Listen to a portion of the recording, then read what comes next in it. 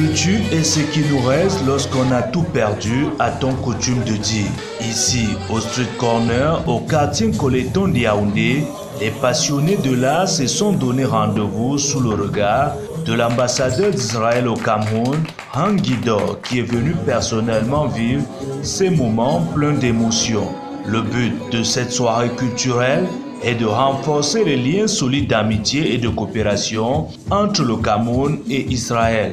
Well, I think as a foreign diplomat, as a foreign ambassador, it is my duty to connect not only with politicians, but with the general public and ordinary people. Il est attendu de moi non seulement de travailler avec la haute administration, mais aussi avec le bas peuple.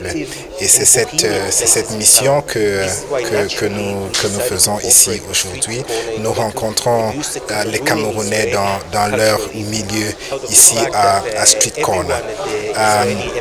C'est aussi une très grande joie pour moi de découvrir que au sein de l'ambassade, nous avons des personnels à talents multiples.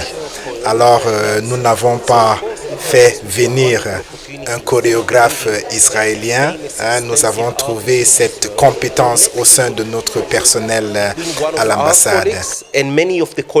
Le Street Corner, lieu d'excellence de la culture dans son entièreté, a ouvert ses portes à de nombreuses cultures africaines, occidentales, asiatiques et bien d'autres. Ceci est l'œuvre d'un jeune Camerounais, fruit d'un métissage réussi et un exemple de jeunesse dynamique. Donc on parle d'échange de culture, donc ça ne concerne pas la religion, ça ne concerne pas la politique, ça concerne vraiment le monde des artistes. Il y a des artistes israéliens qui ont fait certaines œuvres et qui méritent aussi d'être reconnus puisque c'est de bonne qualité.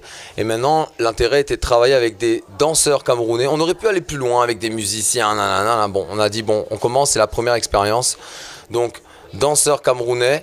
Et ce qui est intéressant, c'est que il n'y a pas eu de limitation forcément de la danse israélienne ou des danses traditionnelles israéliennes entre guillemets, mais il y a eu une gestuelle de danse traditionnelle puisque c'est leur identité et alliée à une musique israélienne, donc c'est des fois d'autres rythmes, d'autres manières d'aborder le son.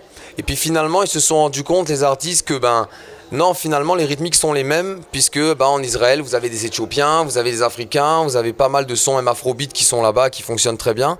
Et donc, de prendre conscience qu'on a beau être deux pays complètement à l'opposé, mais au final, on arrive à trouver des liens entre la culture, entre les musiques, entre les rythmiques. Dani Nathan, sud-africaine ayant vécu en Israël, s'est approprié la culture de ce grand pays. Chorégraphe professionnelle, elle a donné du rythme à tous les invités. L'illustration a été faite à travers de nombreux tableaux.